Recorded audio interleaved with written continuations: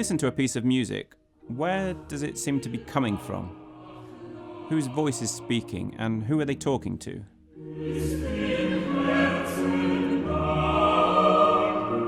I mean, you have the obvious sense of the musicians playing it, and sometimes that's all music wants you to think about, particularly in jazz and some kinds of popular music.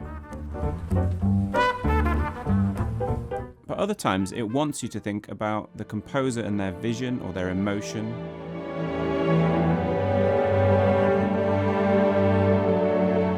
And others, it seems like there's some kind of mechanism or primeval process that's generating the music without any human touch.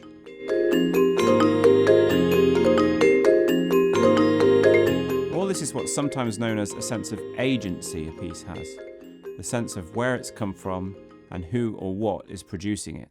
Whatever the approach, most of the time we take this sort of thing for granted when we listen. Each genre of music tends to have its own approach, almost to the point of stereotype, so it can be almost shocking to consider that there are other options. So I'm hoping that whatever type of musician you are, if you've not thought much about this area before, this video may give you some new things to consider as you go about creating your music. So let's start by trying to think about the range of options open to us and look at some examples so we can see what we're talking about.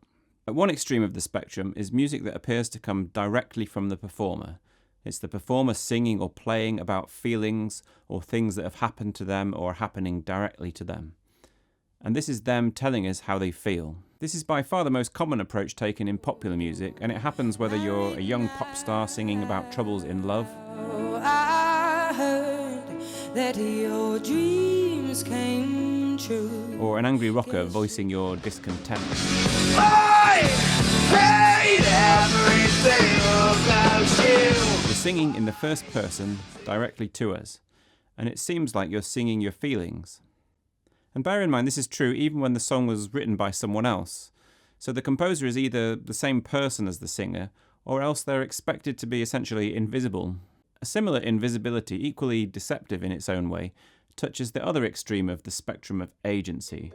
This is music that appears to have been written through some kind of process without any human touch.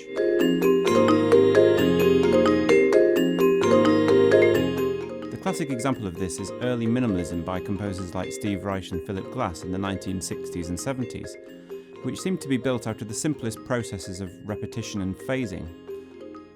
Although it's interesting that despite the processes, the music often retains a sense of personal warmth. So I've tried to outline the two extremes, music that seems personal and music that seems impersonal. But even at the extremes, you can see it's not a precise picture. And between those 2 points, it's not just a straight line, it's more like a whole bunch of different lines, different routes, different mixtures. As well as personal or impersonal, music can seem to be talking straight to us, to be begging for our attention, to be ignoring us, to be talking to someone else, perhaps to heaven. Here's composer Nico Muhly talking about his love of English choral music. English choral music was meant for worship and would be heard in a state of quiet meditation. Indeed, this music would have been performed, and often still is, by a choir divided in half, facing one another rather than the congregation. It's an observed, private ritual. Nobody's meant to clap, and the music is not presented to the audience for approval. Rather, it's meant to guide the mind out of the building into unseen heights and depths.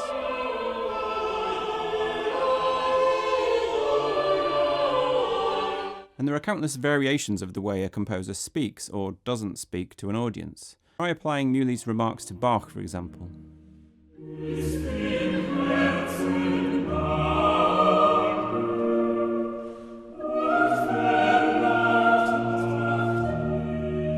Quite a lot of what he said still holds true. The music's still facing God, and there's still minimal sense of the composer talking directly to us. He's not fishing for our attention, but in a way he is fishing for the attention of the performers. He wants them to join together as a community to commune with God. And I think you can hear that because of that attempt, music is more connected and more outward than the earlier example. Moving onwards in history, most music from the classical era still keeps the composer's personal voice at a respectable distance.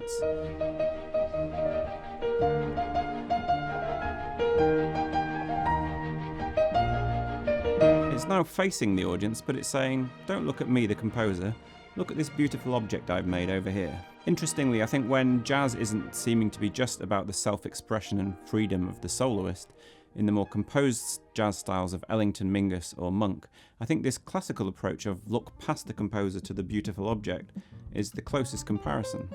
Here's Vijay Iyer's trio, which seems to be simultaneously drawing attention to the freedom of expression of the performer, and at the same time to the thoughtful structure and harmony that's going on in the composition.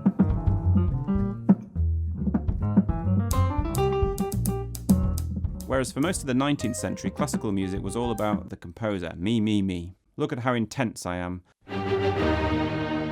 Look at how tormented I am.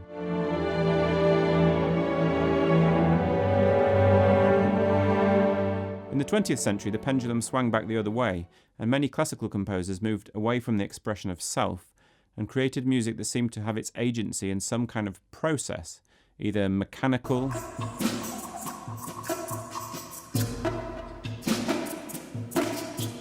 or geological or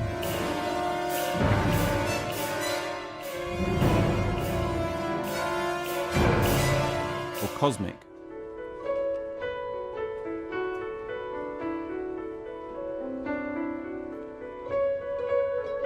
Not all popular music is about self-expression.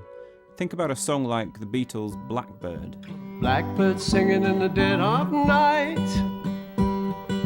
Take these broken wings and learn to fly. Think about how much more poetic an approach it is than the first-person outpourings of the selfie generation. Or think about something like math rock.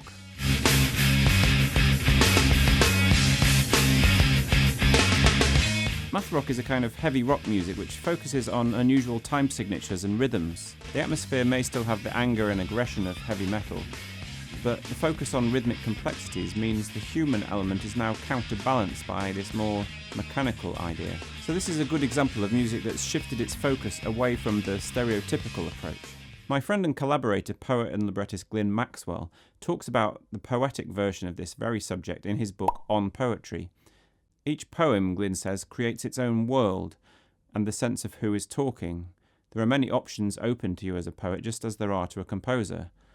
You can seem like you're standing on a soapbox shouting to a large crowd. You can pretend you're not there. You can put on a mask. Look at me, don't look at me. Look past me into the past. Look past me into the distance. Look at what I'm doing. Look somewhere else. Look at you. Glyn gives an example of an Emily Dickinson poem which starts, "There's a certain slant of light, winter afternoons." In this opening, as Maxwell says, no one else is there. In the world of her poems, no one else ever seems to be there. She always seems to have just come back to her desk from her little bed and lit a candle, having seen the whole of creation. And now try the same test on your own music. Again, I'm not saying any one of these approaches is better or worse. I'm just saying it's good to be aware of the possibilities and the cliched limitations within your genre. I tried framing my own work in light of this subject, and I realised that, perhaps not dissimilar to the classical period, I spent most of my time creating imaginary worlds. They're often quite personal, quite human, but there's not usually a sense of me speaking directly. It's like music from an imaginary village. Funnily enough, I quite often give aspects of nature a human face, like my piece, The Consolation of Rain.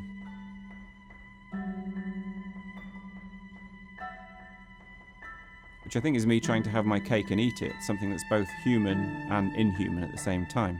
Occasionally I do try to write music where the human quality has been reduced. For example, in my violin concerto, Fragile Light, I was trying to depict a sense of the vastness of space and the fragility of spaceship Earth travelling through that vastness. So I deliberately looked for a process-based form of music, musical phrases and patterns that repeated in a kind of spiral motion, never settling harmonically.